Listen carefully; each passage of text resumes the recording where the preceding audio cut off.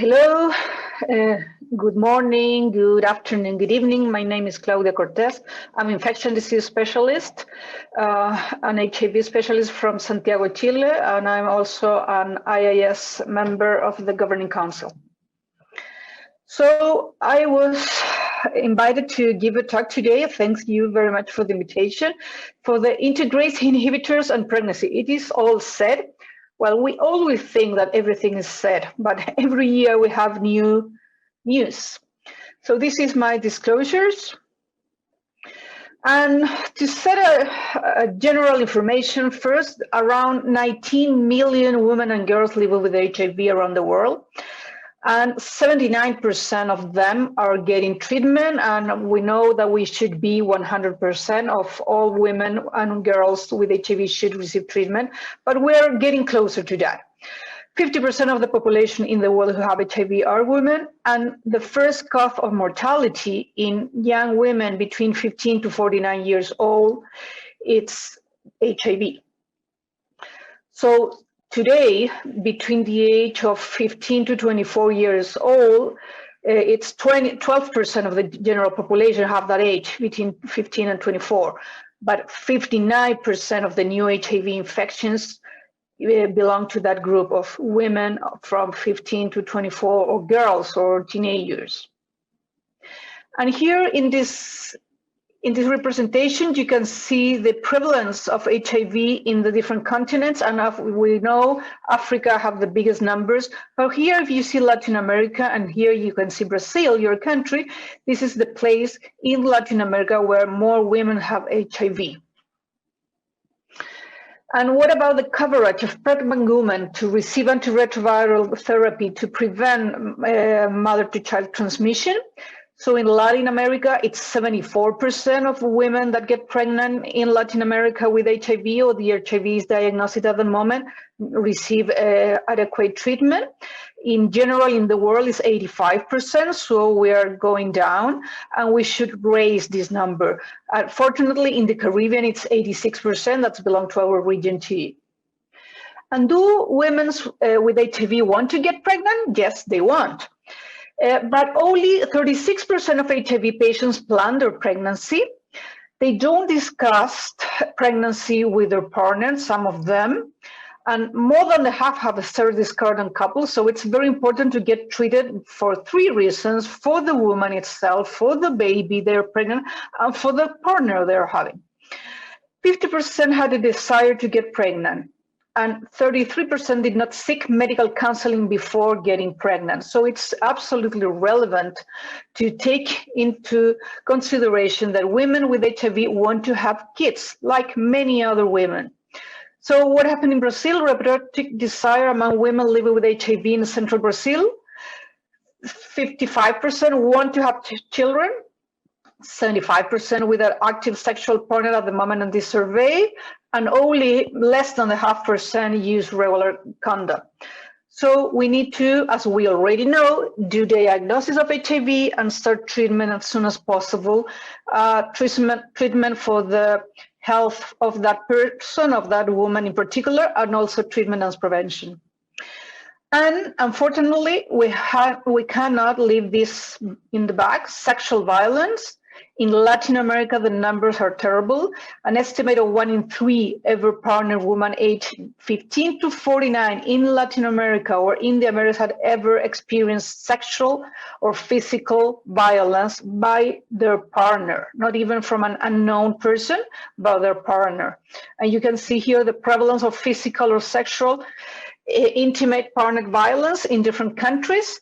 And you can see the Brazil, 17% of women report that, and that's a huge number. And also you can see in other countries of the region, like Bolivia or Costa Rica or Argentina, that have very high numbers too.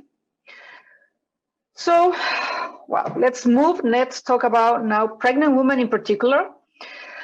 And what is important to discuss when we are deciding what antiretroviral therapy we are going to use in childbearing age women? We have to think in safety considerations because many of the studies that try new drugs are women excluded, especially pregnant women. So we have to change this. Experience in pregnant usually come from women that get pregnant by accidental. It's not intentional pregnancy. And pregnancy often is not recognized during or after the great risk of teratogenic effects. So most women get to know that they are pregnant around this week 6 or 8, or sometimes even a little later. So at that moment, the teratogenic effect of drugs, it's already happened. We also, besides safety consideration, of course, we need to know efficacy considerations, and we know that some antiretrovirals have lower levels, especially during the second and the third trimester, and this it's a metabolic issue. So this can put in risk the viral suppression of that women. And we know that at the moment of the delivery, they must be undetectable. So the risk of transmission during labor drops, and it's not, and the chances that the baby get infected, it's very low if they're indetectable. For women trying to prevent unintended pregnancy, also you have to take into account that there is drug-drug interaction between some antiretrovirals and some contraceptive pills. So this can reduce the efficacy of these contraceptive methods. So you have to make some adjustment in the antiretroviral drugs or sometimes in the anti-contraceptives, so you cannot get an undesired pregnancy. And again, how are we doing this in Latin America? From 100% of women living with HIV in Latin America, only 74%, and recent numbers are 80%, are getting treatment, HIV treatment. But the diagnosis in the infant, in the newborn, that they need to get a test 8 weeks after delivery, it's only 1/3. That's a very, very bad number, because this number should be 100%. Every single baby born from a HIV woman, HIV positive woman, should be tested at least a couple of times, and at 8 weeks is the more important test, and it's less, or it's around 1/3 in our region. And the transmission rate, it's still very, very high in the region, 15%. And this, we know it could be 0. And we are not talking only about HIV, we're talking about another STDs like syphilis that is completely treatable, and we should test for syphilis too. So now we're going to join together pregnancy and integrase inhibitors. There are 4 of them: Raltergravier, the oldest one, dolutegravir, elbigravir, and bictegravir. So what do we know of them in relation with pregnancy? So I went to PubMed, and I thought this number were going to be a lot higher. And I looked bictegravir in pregnancy, 14 results, elbigravir in pregnancy, 34, Raltergravier, that's an older drug, so have more time to more publication, 87, and dolutegravir, 129. And probably you know why there's more information, and there are more publications about dolutegravir. It has to do with some adverse effects that were reported at the very beginning, but now we know that it's not as it finished. So, categories of antiretrovirals and combination for use in women trying to conceive. And we should know there are preferred regimens and alternative regimens. And the preferred, of course, are based in efficacy, durability, tolerability during pregnancy, and easy to use shown in clinical trial in adults. There are some pregnancy-specific PK and PD available to guide this dosing, and they're not available for all the drugs. There's some favorable risk and benefit balance between one option or the other, and the acceptability and safety outcomes for pregnancy, for the fetus, and for the boys or girls when they grow up. An alternative clinical trial data in adults shows efficacy, but data pregnancy, it's limited. And then we move to some categories that we should not use those drugs because there is insufficient data to recommend, or there is no recommended except in special circumstances, or is clearly not recommended. In that situation, we must change treatment. So let's review briefly some recommendations, the most important recommendation. This is from the Department of Health of the United States. This is the last official recommendation from October last year. But I want to change to this version because this is the last version. It was updated in February 10 this year. And the initial combination drugs for a pregnant woman that is antiretroviral naive, they recommend at this very moment dolutegravir plus abacavir 3TC or dolutegravir, this is in one pill, or dolutegravir plus the preferred dual NNRTI backbone, and here you can see the different NNRTIs. As another option could be Raltergravier in 2 doses. 1 day Raltergravier, it's not allowed yet. Atazanavir and Darunavir as PIs that are also recommended. As you can see, lopinavir, it's moved from the recommended regimens in first line. So what happened with pregnant women with HIV who are already in treatment when she's diagnosed with their pregnancy? They should continue the antiretroviral during pregnancy, even if after you prove that it's well tolerated, it's safe, it's effective, and it's suppressive viral replication, so you have an undetectable viral load. Women who are taking drugs that are not recommended because of the toxicity, like for example, D4T or DDI, that probably nobody should be taking those drugs in the world so far. They should stop those drugs and change it to new antiretrovirals that we know that are recommended, that are safe for pregnancy. There is so far no data about 2 drugs regimen, this new modern dual drugs regimen, not the old, very inefficient 2 drugs regimen. So we should switch the patient to a traditional 3 drugs regimen, because for pregnancy there is no study yet with a dual regimen. And the use of protein inhibitors or integrase inhibitor with cobicistat during pregnancy is associated with a lower level of antiretrovirals in the 2nd and 3rd trimester. So if the patient was under one of these regimen with cobicistat, it should be changed to a regimen without cobicistat during the 2nd and 3rd trimester. So the recommendation in general, if we see only the INSTI, dolutegravir is preferred in a pregnant or naive. It should be continued if the woman is pregnant and it's now the woman is with treatment and now is pregnant. Also, it's a preferred, it's a pregnant without previous antiretroviral experience, but restarting antiretrovirals now. And it's if it is pregnant, current regimen not well tolerated or not full suppressive, then you should move to dolutegravir. This is and here, not pregnant, trying to conceive, it's an alternative, but this is one of the big changes from October to February this year. Raltergravier, prefer, continue, prefer. So dolutegravir and raltergravier, that's the idea. With victegravir and elvitegravir, there is insufficient data, and here with elvitegravir, I just told you with cobicistat, it's not a safe combination during pregnancy. So what happened with the European guidelines? They were last updated in October last year. So if we see here INSTI, raltergravier QD is insufficient data, so we should recommend the raltergravier 400 milligrams twice a day, not the 600 2 pills, 100 and 200, 1,200 once a day. Victegravir, no data. Dolutegravir, higher risk of neural tube defect is used pre-conception. This is the last update, but this is probably going to be changed very soon. And elvitegravir, low level during pregnancy. So the recommendation here, it's 2 NNRTIs with INSTI. Here, abacavir, 3TC, or dolutegravir, just in separate pills or one pill. Remember that always you need to make an HLA B5701 before starting ART. That's one of the issues. If you don't have, you have the main risk of a severe reaction. Dolutegravir is not recommended the first 8 weeks of pregnancy in the European guidelines. The other options, it's with raltergravier 400 BID, as I told you before.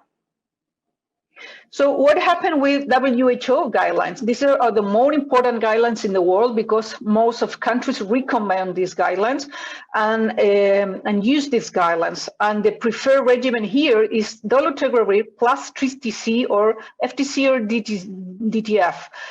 Doesn't matter which of these. but the recommendation is dolutegravir with TDF or 3TC or FTC. And as an alternative regimen in general population is efavirenz. They don't make a distinction between pregnant women or general population. They all are recommended the same treatment. There is no difference for WHO between pregnant women or any other treatment, okay? So let's see why inhibase integrators are getting so recommended.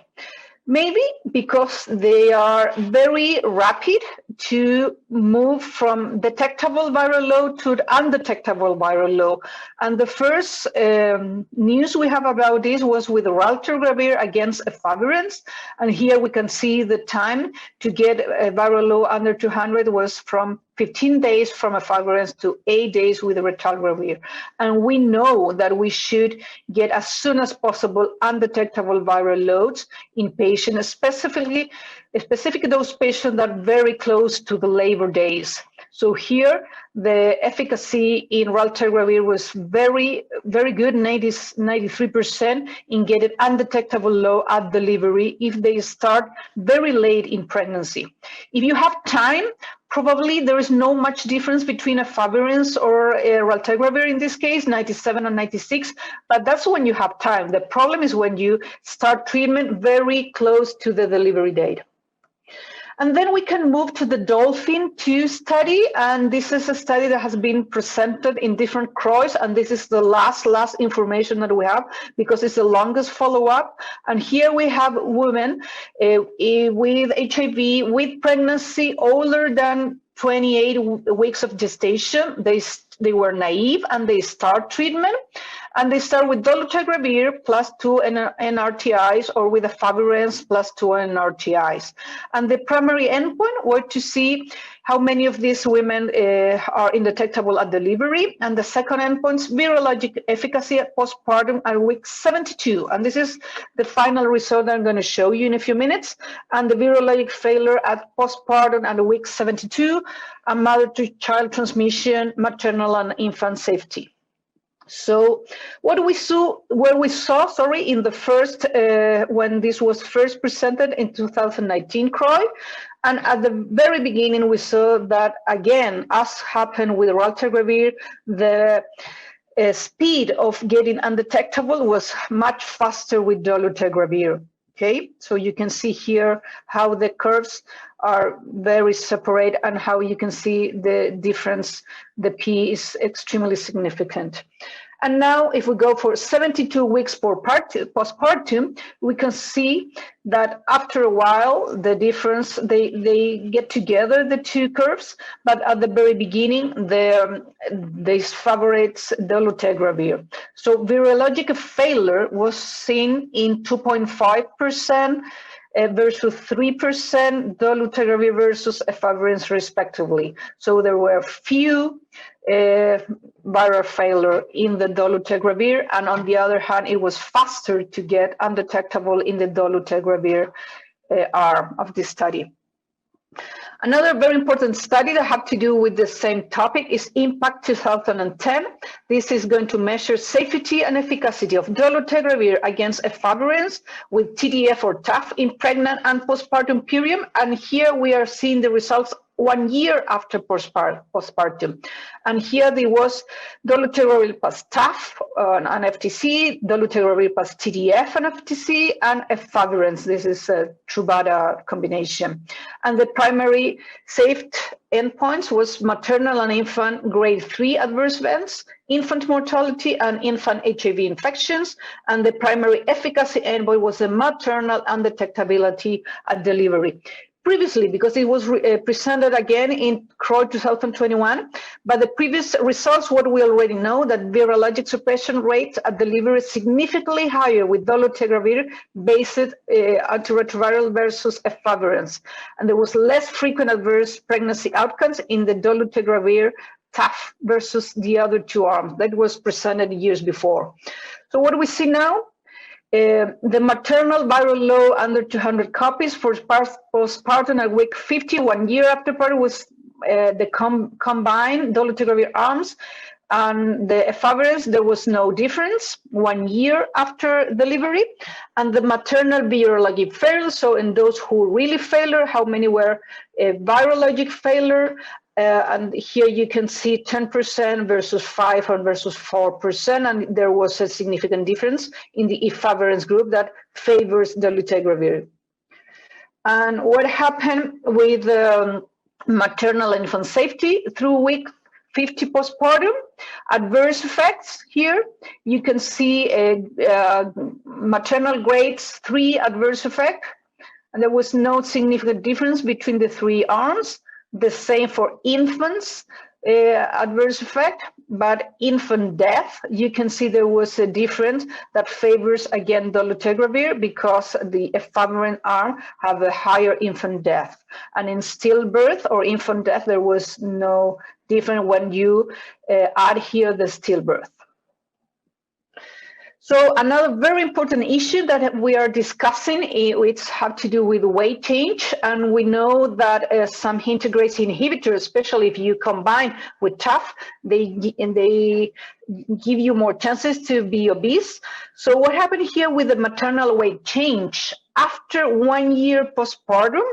And you can see that the group of TAF with dolutegravir with TAF were the group that could recover less their weight before after partum. And in this group, the efavirenz group was the group that they recovered the pre-pregnancy weight the best. So the other way around, maternal BMI over 30, 1 year after postpartum, the higher rate was for dolutegravir FTC TAF, and the minor rate was in the efavirenz group. So here in another way, we can recognize that the combination with dolutegravir and TAF is the more detrimental for weight. So this is my review of this topic. Thank you very much, and please take care. COVID is still around. Thank you.